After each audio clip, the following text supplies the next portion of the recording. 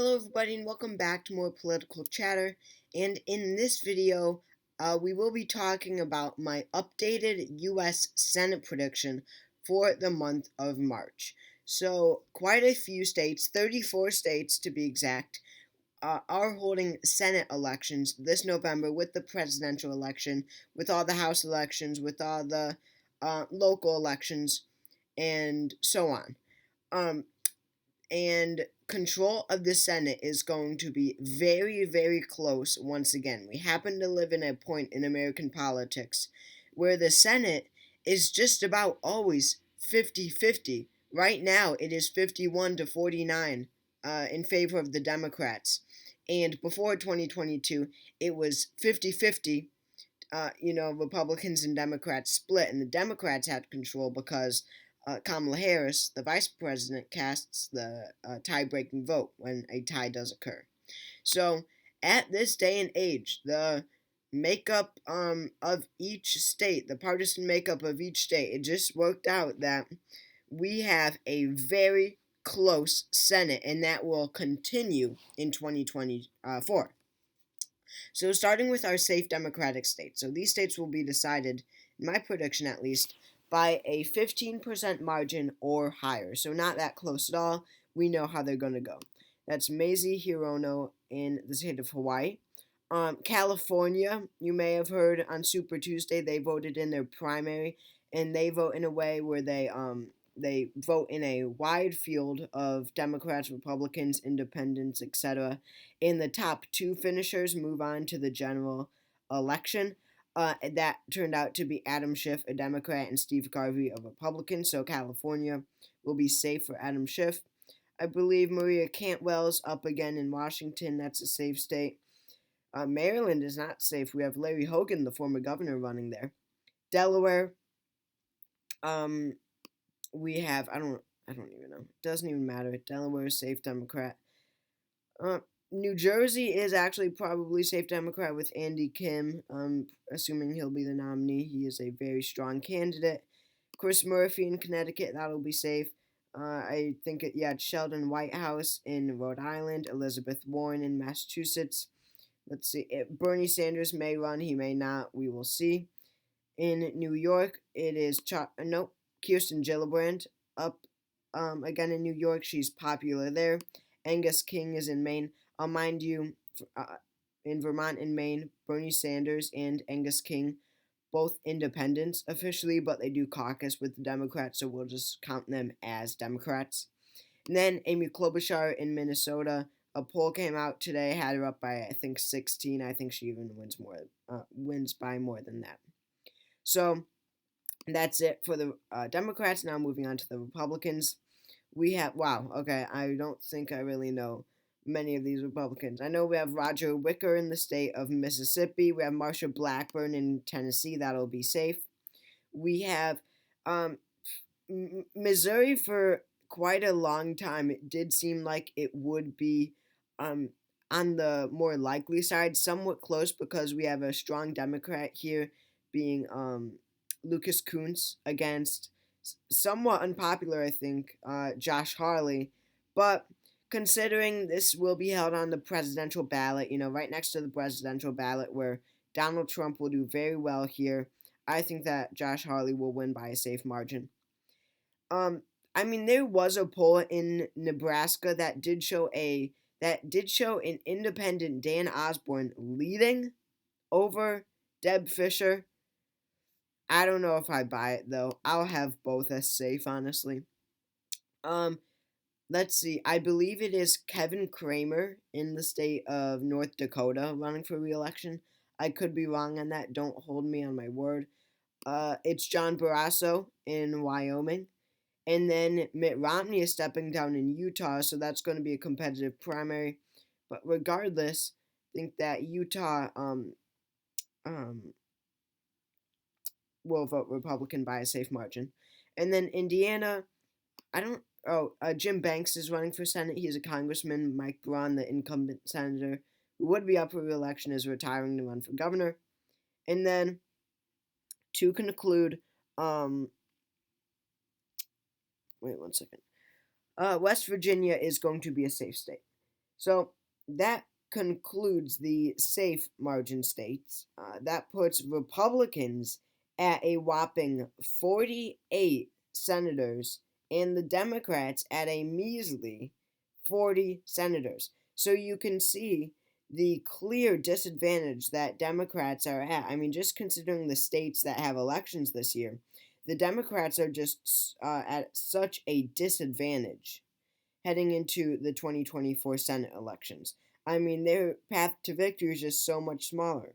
When you look at all of these uh, states that I think are closer than a safe margin, the Democrats have to defend a lot of them, and they're Democratic seats or Democratic leaning seats. So the point is, Democrats will have to put a lot more effort and money into these races if they were to keep control of the Senate. So now moving on to likely states. These states will be decided by a 5 to 15% margin. So a little closer, but we do generally know how they're going to go.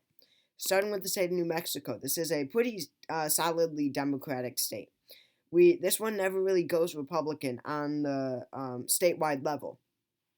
Sometimes it gets close, but it never really flips. I think that Martin Heinrich, who is a solid incumbent, will hang on there. I also think that Tim Kaine will hang on in Virginia. Republicans in the state of Virginia are having a very tough time finding someone that they could put up against Tim Kaine. It looks like the leading candidate right now is Hung Kao, who his only past experience was being a congressional candidate in 2022 who lost. Yeah, he lost his race in for a House seat, and now they want to put him up for a Senate seat. Very unlikely to win.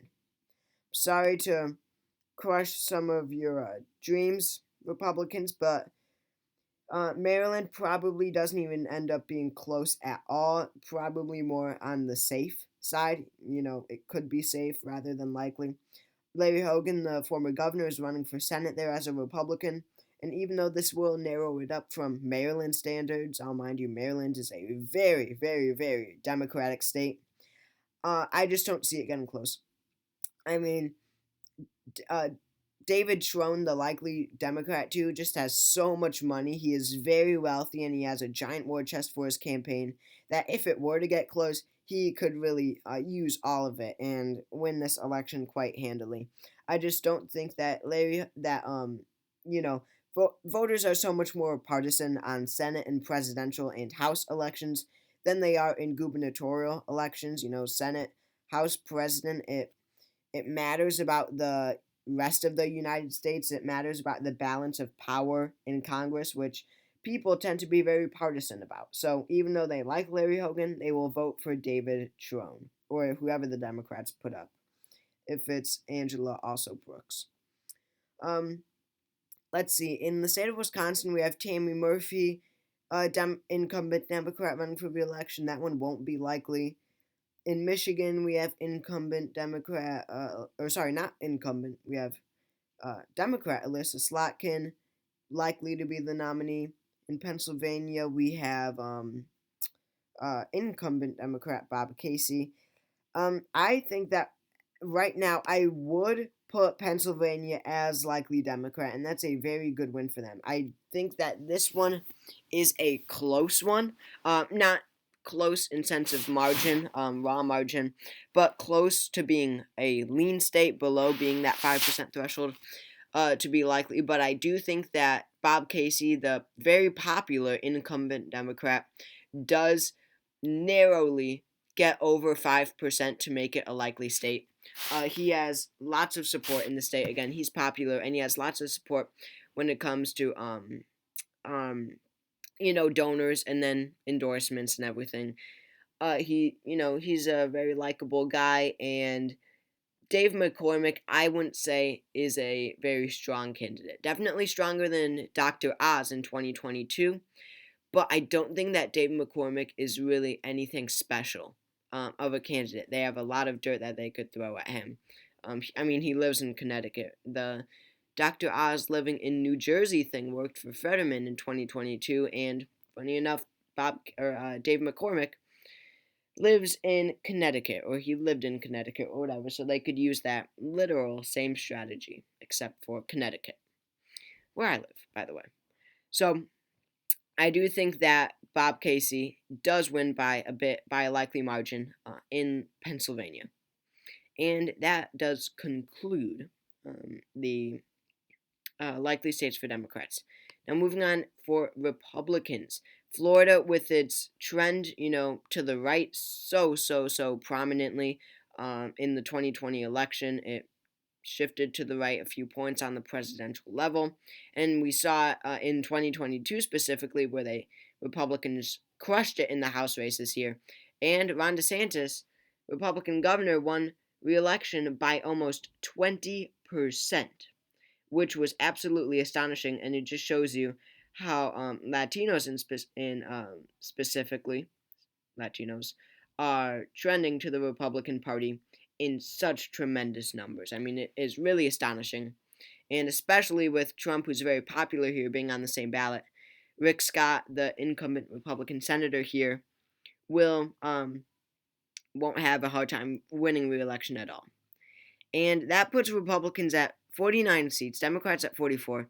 50 are needed to win majority if you have the vice presidency.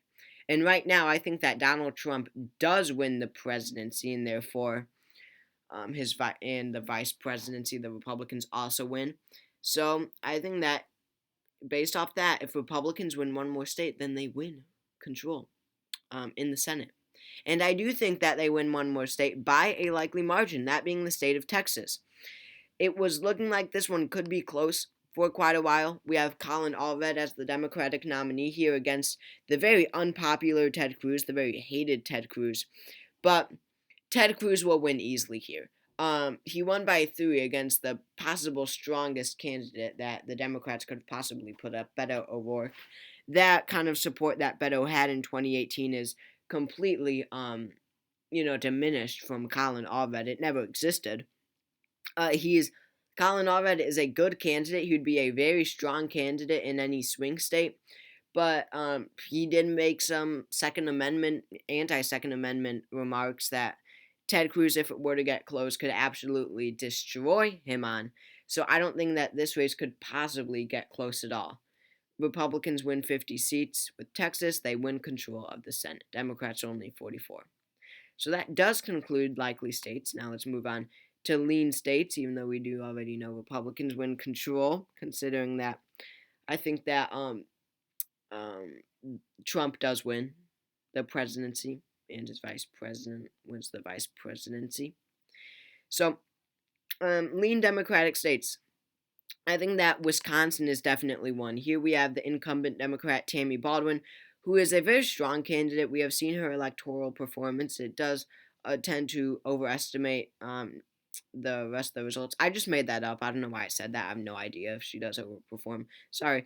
But I don't think that she'll have any struggle hanging on. We have a Republican, Eric Hovde, I believe you pronounce it, Hovde maybe, who is a little strange. And I don't really think it helps him. He doesn't seem like a very normal type of guy. I don't know. But I don't think that one will get too close. Probably a 3 to 4 point win. But Biden being on the presidential ballot may drag her down. That should be a worrying sign for her. Elissa Slotkin is not a particularly strong candidate in Michigan, but the fact of the matter is the Republicans don't really have anyone. I mean, they do have this divided field for Senate between a former U.S. rep, 3 former U.S. reps. I never realized that until now. Former U.S. rep Mike Rogers, former U.S. rep Peter Mayer, who's an anti-Trump Republican. He would be very unelectable. And then we have former Libertarian representative, who's now running as a Republican in the Senate race, Justin Amash. So all 3, I don't think, are going to be strong picks at all, because Mayer and Mike Rogers have both been extreme critics of Donald Trump. And Amash might be just too out there, especially for a swing state like Michigan, where the partisan makeup is so close and suburbs decide the election. he might be a bit too extreme, a bit too libertarian for your typical voter in Michigan. So I do think that Elissa Slotkin does win. I also think that in the state of Ohio, Sherrod Brown wins by a lean margin. Now, this is a major change. I had it lean Republican, I'm assuming, in my first prediction. And I never really thought that, especially, as these 2024 elections have seemingly become more favorable for Republicans, it actually seems like Sherrod Brown has increased his chances in the state of Ohio. And that, in a large part, is due to the fact that Bernie Moreno is on track to be the GOP nominee in the state of Ohio. Now, I made a video months ago, last year, titled Republicans should do anything but nominate Bernie Moreno in the state of Ohio. I made that video when he was polling at 6%, when he had low name recognition, and when before he had received the endorsement of Donald Trump. And now everything has changed, and my prediction is coming true. And they're not doing what I said they would do.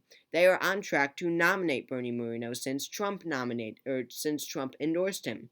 Bernie Moreno is an extreme candidate, extremely conservative candidate that is so unelectable. I mean, when you go down to the suburbs, Sherrod Brown would be winning them by such high numbers. I know Ohio is very Republican now, and Bernie Moreno might actually do better in some parts, like rural areas, than other Republicans like Matt Dolan or Frank LaRose might do.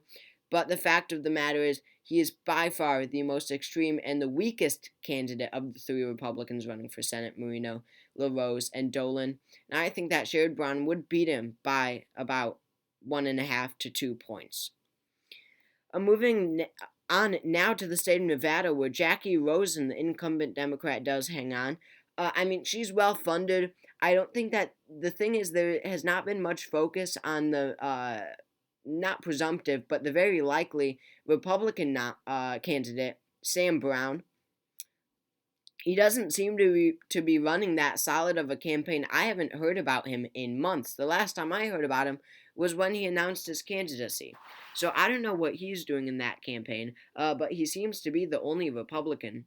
But considering the fact that Catherine Cortez Masto was able to win in 2022 against Adam Laxalt, who was a very strong candidate, really the only strong Republican that the GOP put up for Senate in 2022, he still lost, Adam Laxalt. So I think that Jackie Rosen against Sam Brown, I think that Jackie Rosen is definitely favored to win. And then you head down to the state of Arizona, where just yesterday, the incumbent independent, actually, senator from the state, but who caucuses with the Democrats, Kyrsten Sinema, announced that she is not running again for Senate in 2024. She is coming out of politics and not running for the Senate again in Arizona. So that definitely benefits Democrats. I mean, she caucused with the Democrats, and it was looking like she would run as an independent in 2024 for the Senate, and that would really shake things up. But she is not, so it's just a one-on-one matchup. It's probably going to be Ruben Gallego, a Democrat U.S. representative from Arizona, against Kari Lake, who lost the governorship against a candidate who didn't debate, didn't even try, didn't campaign, didn't spend any money, and she still lost Kari Lake. So Kari Lake is the worst possible candidate they could put up, but the Arizona GOP is, of course, putting her up. This is a doomed race for Republicans in Arizona, and Gallego probably wins near 5%. I'm thinking a 4.5% margin, but that could very well be a likely race for the Democrats. So all lean states go to the Democrats at least, so now it's only 49 to 50. The margin narrows. That's definitely good for Democrats, considering that we predicted that Republicans would win control very early. But you come to the state of Montana. So this one is so close, and I've been saying for a while, Senate control may depend on Montana. I think that this one will be far closer than any other race. I mean, it's gone back and forth too. The vibes, when you look at the vibes, they were with Jon Tester for quite a while, but recently they shifted over to the Republican, um, whatever his name is, Tim Sheehy. But when you look at polls, Jon Tester does seem to be favored in polls, but we do know that Democrats are a lot of the time favored in polls. But as of now, I think it's very very tough. But when you consider the favorables in this state, um, Jon Tester is one of the most popular senators in the country, and this is a safe Republican state on the presidential level. I'll mind you, safe Republican, but it is on the presidential ballot. I mean, Jon Tester won in 2018, but Joe Biden, the most unpopular president in recent memory, Joe Biden was not next to Jon Tester's name on the same ballot, right? This was the midterm elections. This was not next to Hillary Clinton's name or Joe Biden's name. And that really could significantly drag him down. So either way, this is a tilt race. And I completely understand if you think it's going to go the other way. I am very torn on this one. But right now, I think that I would actually predict that Jon Tester does win in Montana, just considering his popularity here. And really, the low name recognition and acknowledgement among voters for Tim Sheehy. I mean, he is only a veteran. He doesn't have any political experience, and I don't know if he really has that type of attention among voters in Montana to win. So I think that Jon Tester hangs on, and I think this might be my first prediction where I have both Jon Tester and Sherrod Brown winning. So that puts Democrats at 50 seats, a giant comeback from a while ago when it was 44 to 50 and I predicted that Republicans would win. But it's 50-50. I do think that Republicans win back control since they do win control of the presidency and the vice presidency, but still such a narrow margin. It goes back to that 50-50 once again. So thank you all for watching this video. Make sure you all go ahead and subscribe, and I will see you all later.